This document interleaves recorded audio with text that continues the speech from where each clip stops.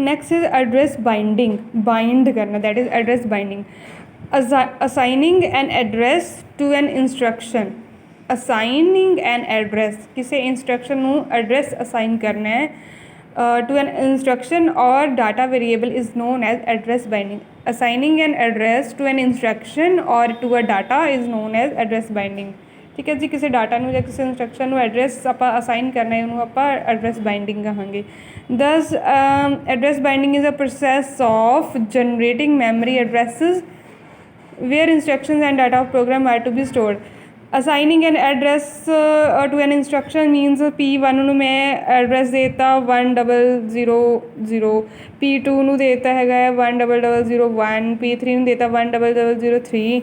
सो ये क्या है, मैं एड्रैस जनरेट कर ले। ठीक है, यही लाइन लिखी हुई है आगे, the address binding is a process of generating memory address. अब मैं, ठीक है ना, memory generating memory address where instruction and data of program are to be stored. ठीक है, 1000 ਤੇ P1 स्टोर होएगी, 1002 ਤੇ P2 स्टोर हुई होएगी। ठीक है जी, the programs are usually stored in any secondary storage device. When a program is run the computer reads the instruction and loads them into a ready queue.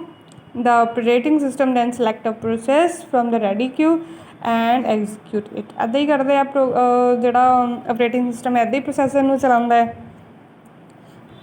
ਜਿਹੜੇ programs ਹੈ secondary storage devices ਦੇ ਵਿੱਚ store ਹੋਏ ਹੁੰਦੇ ਹੈ। ਜਦੋਂ program run ਹੁੰਦਾ ਹੈ, ਕੰਪਿਊਟਰ ਰੀਡ ਕਰਦਾ ਹੈ ਇੰਸਟਰਕਸ਼ਨਸ। ਠੀਕ ਹੈ, ਫਿਰ ਲੋਡ ਕਰ ਲੈਂਦਾ ਉਹਨੂੰ ਰੈਡੀ ਕਿਊ ਦੇ ਵਿੱਚ। ਤੁਸੀਂ ਪ੍ਰੋਸੈਸ ਸਟੇਟ ਪੜ੍ਹੀਆਂ ਹੈ, ਰੈਡੀ ਕਿਊ 'ਚ ਲੋਡ ਕਰਕੇ ਕਿਹੜੀ ਪ੍ਰੋਸੈਸ ਚਲਾਉਣੀ ਹੈ ਉਹਨੂੰ ਸਿਲੈਕਟ ਕਰ ਲੈਂਦਾ ਹੈ ਅਤੇ ਉਹਨੂੰ ਐਗਜ਼ੀਕਿਊਟ ਕਰਵਾ ਦਿੰਦਾ ਹੈ। So the entire execution phase of the program consist of 3 basic phases. ਔਰ ਤਿੰਨ ਸਟੈਪ ਦੇ ਵਿੱਚ, 3 ਬੇਸਿਕ ਸਟੈਪ ਦੇ ਵਿੱਚ ਸਾਰੀ ਐਗਜ਼ੀਕਿਊਸ਼ਨ ਚੱਲਦੀ ਹੈ। ਪਹਿਲੇ ਕੰਪਾਈਲੇਸ਼ਨ ਟਾਈਮ ਹੁੰਦਾ ਹੈ, then loading, then run phase. Compilation phase, loading and then run phase. So compilation phase ਕਿਹੜਾ ਹੁੰਦਾ ਹੈ, ਕੰਪਾਈਲੇਸ਼ਨ ਫੇਜ਼ ਕਹਿ ਲਓ ਕਿ ਜਿਸ ਤਰ੍ਹਾਂ ਦਾ ਜਿਹੜਾ ਤੁਸੀਂ ਕਮਿਊਨੀਕੇਸ਼ਨ ਸਕਿੱਲ ਦੇ ਵਿੱਚ ਇਨਕੋਡਿੰਗ ਡਿਕੋਡਿੰਗ ਪੜ੍ਹਦੇ ਆ। ਇਨਕੋਡਿੰਗ ਦੇ ਵਿੱਚ ਕਿਆ ਹੁੰਦਾ ਹੈ, ਯੂਜ਼ਰ ਜਾਂ ਸੈਂਡਰ ਜਿਸ ਲੈਂਗੁਏਜ ਦੇ ਵਿੱਚ ਬੋਲਦਾ ਹੈ, ਰਿਸੀਵਰ ਦੇ ਅਕੋਰਡਿੰਗ ਉਸ ਲੈਂਗੁਏਜ ਨੂੰ ਕਨਵਰਟ ਕਰਨਾ ਪੈਂਦਾ ਹੈ। ਠੀਕ ਹੈ, ਉੱਥੇ ਅਸੀਂ ਉਹਨੂੰ ਇਨਕੋਡਿੰਗ ਬੋਲਦੇ ਹਾਂ। So compilation phase, the source program is converted. Source program ਜਿਹੜਾ ਜਿਸ ਤਰ੍ਹਾਂ ਦਾ ਪ੍ਰੋਗਰਾਮ ਪਹਿਲੇ ਸਾਨੂੰ ਰਿਸੀਵ ਹੋਏਗਾ, that is source program is converted into machine readable format। ਕਿਉਂਕਿ ਕੰਪਿਊਟਰ 01 ਦੀ ਲੈਂਗੁਏਜ ਸਮਝਦਾ ਹੈ, ਜਿਹਨੂੰ ਆਪਾਂ ਬਾਈਨਰੀ ਬੋਲਦੇ ਹਾਂ, ਜਿਹਨੂੰ ਆਪਾਂ ਡਿਜੀਟਲ ਬੋਲਦੇ ਹਾਂ। ਸੋਰਸ ਪ੍ਰੋਗਰਾਮ ਸਾਡੇ ਇੰਗਲਿਸ਼ ਦੇ ਵਿੱਚ ਲਿਖਿਆ ਹੋ ਸਕਦਾ ਹੈ। ਸੋ ਸੋਰਸ ਪ੍ਰੋਗਰਾਮ ਜਿਹੜਾ converted into machine readable format ਬਾਈ ਅ ਕੰਪਾਈਲਰ ਔਰ ਅਸੈਂਬਲਰ, ਉਹਨੂੰ ਆਪਾਂ ਕੰਪਾਈਲੇਸ਼ਨ ਪ੍ਰੋਸੈਸ ਬੋਲਦੇ ਹਾਂ। ਕੰਪਾਈਲਰ ਇਹ ਚੀਜ਼ ਕਰਦਾ ਹੈ ਜਾਂ assembler. This machine format of source program is called object module. ਜਦੋਂ ਉਹ ਕਨਵਰਟ ਹੋ ਜਾਂਦਾ ਹੈ, ਇੱਥੇ ਮੈਂ ਪ੍ਰੋਗਰਾਮ ਲਿਖ ਲਿਆ ਸਮ। ਠੀਕ ਹੈ, ਸਮ ਦਾ ਕੋਈ ਪ੍ਰੋਗਰਾਮ ਲਿਖਿਆ, ਕੁਛ ਵੀ ਮੈਂ ਕਰਵਾ ਲਿਆ, ਅਤੇ ਜਦੋਂ ਇੱਧਰ 0101 ਜੇ ਉਹ ਮਤਲਬ ਕਨਵਰਟ ਹੋ ਜਾਏਗਾ ਉਹ, ਅਤੇ ਉਹਨੂੰ ਆਪਾਂ ਬੋਲਾਂਗੇ ਔਬਜੈਕਟ ਮੋਡਿਊਲ। ਇਹ ਸੋਰਸ ਹੋ ਗਿਆ ਅਤੇ ਇਹ ਔਬਜੈਕਟ ਹੋ ਗਿਆ। ਉਸ ਤੋਂ ਬਾਅਦ a linker combines various object modules that have been compiled or assembled separately into a format known as load module. ਕਿੰਨੇ ਸਾਰੇ ਪ੍ਰੋਗਰਾਮ ਹੈ ਜਿਹੜੇ ਇਸ ਤਰ੍ਹਾਂ ਕੰਪਾਈਲ ਹੋਏ ਹੁੰਦੇ ਹੈ। ਸੋ ਲਿੰਕਰ ਕਿਆ ਕਰਦਾ, ਉਹਨਾਂ ਨੂੰ ਕੰਬਾਈਨ ਕਰਦਾ। ਲਿੰਕਰ ਕੰਬਾਈਨ ਵੇਰੀਅਸ ਔਬਜੈਕਟ ਮੋਡਿਊਲਸ, ਅੱਜ ਜਿੰਨੇ ਵੀ ਔਬਜੈਕਟ ਮੋਡਿਊਲ ਬਣੇ ਉਹਨਾਂ ਨੂੰ ਕੰਬਾਈਨ ਕਰਦਾ। ਦੈਟ ਹੈਵ ਬੀਨ ਕੰਪਾਈਲਡ, ਜਿਹੜੇ ਕੰਪਾਈਲ ਕੀਤੇ ਹੁੰਦੇ ਹੈ।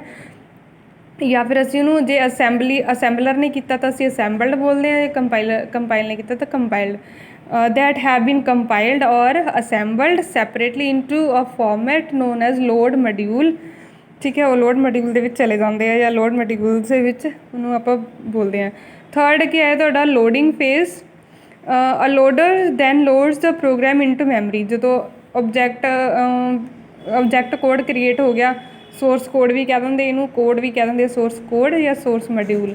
ਸੋਰਸ ਕੋਡ ਜਦੋਂ ਔਬਜੈਕਟ ਦੇ ਵਿੱਚ ਕਨਵਰਟ ਹੋ ਗਿਆ, 01 ਦੀ ਫੋਰਮ 'ਚ ਕਨਵਰਟ ਹੋ ਗਿਆ, ਅਤੇ ਹੁਣ ਤਾਂ ਉਹਨੇ ਰਨ ਨਹੀਂ ਹੋਣਾ ਹੈ, ਸਿੰਪਲ। ਠੀਕ ਹੈ, ਸੋ ਅ loader then loads the program into memory. Memory ਦੇ ਵਿੱਚ ਉਹਨੂੰ ਲੋਡ ਕਰਦਾ, ਮੇਨ ਮੈਮਰੀ 'ਚ ਤੁਸੀਂ ਪੜ੍ਹਿਆ ਤਾਂ। Loader then loads the program into memory for execution. ਠੀਕ ਹੈ, ਤਾਂ ਐਗਜ਼ੀਕਿਊਸ਼ਨ ਦੇ ਲਈ ਉਹ ਰੈਡੀ ਹੋ ਜਾਂਦਾ ਹੈ। There are 3 types of loading. 3 ਤਰ੍ਹਾਂ ਦੀਆਂ ਲੋਡਿੰਗਸ ਹੁੰਦੀਆਂ। ਐਬਸੋਲਿਊਟ ਹੁੰਦੀ ਹੈ, ਰੀਲੋਕੇਟੇਬਲ ਹੁੰਦੀ ਹੈ, ਡਾਇਨਾਮਿਕ ਹੁੰਦੀ ਹੈ। एब्सोल्यूट लोडिंग किहड़ी हुंदी है? In this a program is loaded into a specific or fixed location in the memory. यही पढ़िया ना एब्सोल्यूट लोडिंग, एब्सोल्यूट एड्रैस पढ़िया जिहड़ा फिक्सड हुंदा है, जिहड़ा ਅਸੀਂ डिफाइन कर दिंदे हैं। So absolute loading in this program, in this process program कित्थे लोड होएगा? फिक्सड जिहड़ी लोकेशन है कोई एक। A program is loaded into a specific or fixed location. Relocatable, ਇਹ वर्ड समझ आ रहा है ना? रीलोकेशन, रीलोकेटेबल ਜਿਹਨੂੰ ਆਪਾਂ ਰੀਲੋਕੇਟ ਕਰ ਸਕਦੇ ਹਾਂ, ਇੱਕ ਵਾਰੀ ਕੁਛ ਹੋਰ ਤਾਂ ਦੂਜੀ ਵਾਰੀ ਕੁਛ ਹੋਰ ਕਹਿ ਲਓ। It uses relative addressing. Relocatable ਹੈ ਜਿਹੜਾ ਤੁਹਾਡਾ ਰਿਲੇਟਿਵ ਐਡਰੈਸ ਹੀ ਯੂਜ਼ ਕਰੇਗਾ। it uses relative addressing. the program is loaded at any random location, ठीक है जी, in the memory. third is dynamic loading.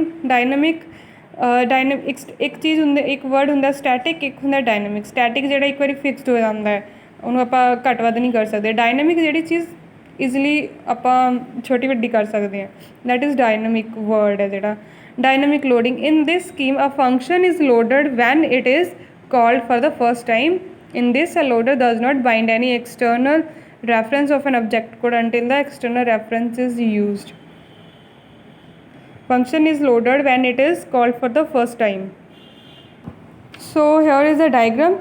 ਆ ਤੁਹਾਡਾ ਸੋਰਸ ਕੋਡ ਹੈ, ਆ ਸਾਰੇ ਸੋਰਸ ਪ੍ਰੋਗਰਾਮਸ ਹੈ, ਪ੍ਰੋਗਰਾਮ 1 2 3, ਅਤੇ ਆ ਤੁਹਾਡਾ ਕੰਪਾਈਲਰ ਹੈ, ਅਸੈਂਬਲਰ ਹੈ। ਕੰਪਾਈਲਰ ਅਸੈਂਬਲਰ ਕਨਵਰਟ ਕਰਨ ਤੋਂ ਬਾਅਦ ਕਿਆ ਜਨਰੇਟ ਕਰ ਦੇਗਾ? Object code, object module main program, object module function 1 function 2। ਜ਼ਰੂਰੀ ਨਹੀਂ ਕਿ ਤੁਸੀਂ ਇਹੀ ਚੀਜ਼ ਲਿਖਣੀ ਹੈ। This is you can write here source code 1, source code 2, source code 3, and after compilation or assembling object code 1, object code 2, object code 3, then there is a linker. उसके बाद लिंकर है, लिंकर क्या करेगा? कंबाइन करेगा all the modules, all the object modules, combining main program function 1 and function 2। Then loader, loader तो बाद memory, ਇੱਥੇ execution ਚੱਲੇਗੀ। ਡਾਇਨਾਮਿਕ ਲਿੰਕ ਲਾਇਬ੍ਰੇਰੀ, ਜਦੋਂ ਪ੍ਰੋਗਰਾਮ ਫਸਟ ਟਾਈਮ ਚੱਲਦਾ ਹੈ ਤਾਂ ਉਹਨੂੰ ਅਸੀਂ ਕਿੱਥੇ ਰੱਖਦੇ ਹਾਂ? ਡਾਇਨਾਮਿਕ ਮੈਮਰੀ ਦੇ ਵਿੱਚ, ਜਿਹੜਾ ਅਸੀਂ ਇੱਥੇ ਪੜ੍ਹਿਆ ਹੈ dynamic loading. A function is loaded when it is call for the first time. ਇੱਥੇ ਜਦੋਂ ਪ੍ਰੋਗਰਾਮ ਫਸਟ ਟਾਈਮ ਚੱਲੇਗਾ ਤਾਂ ਉਹਦੀ ਕਿਆ ਹੋਏਗੀ? ਡਾਇਨਾਮਿਕ ਲੋਡਿੰਗ ਹੋਏਗੀ, ਠੀਕ ਹੈ ਜੀ। ਔਰ ਦੈਨ ਛੋਟਾ ਜਿਹਾ ਪਾਰਟ ਹੋਰ ਦੇਖ ਲਓ, ਕੰਪਾਈਲ ਟਾਈਮ ਬਾਈਂਡਿੰਗ। ਇੱਕ ਕੰਪਾਈਲ ਟਾਈਮ ਬਾਈਂਡਿੰਗ, ਇੱਕ ਹੈ ਲੋਡ ਟਾਈਮ ਬਾਈਂਡਿੰਗ, ਇੱਕ ਹੈ ਰਨ ਟਾਈਮ ਬਾਈਂਡਿੰਗ। ਤਾਂ ਤੁਹਾਨੂੰ ਸਮਝ ਆ ਗਿਆ ਹੋਣਾ ਕਿ ਕੰਪਾਈਲ ਟਾਈਮ ਦਾ ਮਤਲਬ ਕਿਆ ਹੈ, ਲੋਡ ਟਾਈਮ ਦਾ ਮਤਲਬ ਕਿਆ ਹੈ। ਉਸ ਟਾਈਮ ਬਾਈਂਡਿੰਗ ਹੁੰਦੀ ਹੈ ਜਿਹੜੀ। In compile time binding the addresses of the data and instructions are resolved at the time of compilation of program. in compile time binding, read again, in compile time binding the addresses are resolved at the time of compilation. compile time binding, addresses are resolved at compile time। ਹੁਣ ਐਡਰੈਸਿਸ ਕਿਹਦੇ ਹੁੰਦੇ ਆ? Data ਔਰ instruction ਦੇ ਹੁੰਦੇ ਆ। ਹੁਣ ਆਪਣੀ ਡੈਫੀਨੇਸ਼ਨ ਨੂੰ ਦੁਬਾਰਾ ਕੰਬਾਈਨ ਕਰ ਲਓ। In compile time binding the addresses of data instructions are resolved at time of compilation. this scheme uses absolute addresses. compile time ਜਦੋਂ ਹੁੰਦਾ ਹੈ ਤਾਂ ਅਸੀਂ absolute address ਯੂਜ਼ ਕਰਦੇ ਹਾਂ, ਜਿਹੜੇ ਫਿਕਸਡ addresses ਹੁੰਦੇ ਆ। for variables and functions as assemblers or compilers generate absolute addresses, ठीक है जी। compiler and assembler generate absolute addresses during compilation time. This type of binding is used for small and simple system. The problem with this binding is that if there happens to be change, क्योंकि fixed होती है, but if there happens to be change in starting location of a process, then the entire process must be recompiled। अगर सानू ਅਸੀਂ ਕੋਈ location ਦੇ ਵਿੱਚ ਕੋਈ ਚੇਂਜ ਕਰਨੀ ਹੈ ਤਾਂ ਸਾਨੂੰ ਸਾਰਾ ਪ੍ਰੋਸੈਸ ਜਿਹੜਾ ਦੁਬਾਰਾ ਰੀਕੰਪਾਈਲ ਕਰਨਾ ਪਏਗਾ। This is the problem with compile time binding. And the concept of this binding is shown in the figure. Okay, so second is load time binding. In load time binding, the address of data and instructions are resolved at time of loading. Addresses are resolved at load time, loading time of loading या loading time। उधर क्या था? addresses are resolved at compile time. In this case, the compiler or assembler generate relocatable addresses ਇਹਦੇ 'ਚ compile load time 'ਤੇ ਕਿਹੜੇ address use ਹੁੰਦੇ ਆ, relocated addresses, these are converted into absolute address at load time. There is a change in the starting address of the program is statically relocated। अगर कोई change करना होवे address दे which then statically it could be done। उस तो बाद run time binding, it is also known as dynamic binding. पहले आ डायग्राम देख लो, कंपाइलर है, कंपाइल टाइम बाइंडिंग है, CPU relocation register, run time binding, आ प्रोसेस है, then loader relocation register.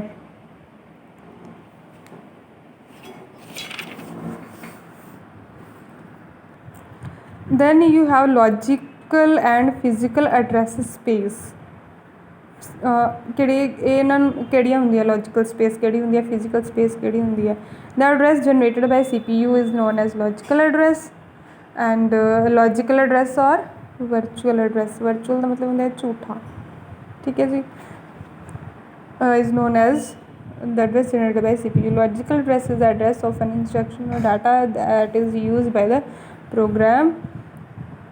And then a physical address, the physical address is an address that is seen by the memory unit। the memory unit the proper address ਹੁੰਦਾ ਹੈ, ਉਹ क्या होता है physical address।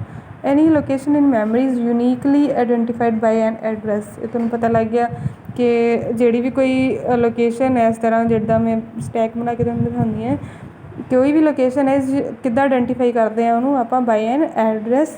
ਸੱਚ an address is called physical address. ਇਹ ਜਿਹੜੇ ਆਹ ਵਾਲੇ ਐਡਰੈਸਿਸ ਹੁੰਦੇ ਹੈ 1001, 1002, 2002, 2005, 2452, that are physical addresses।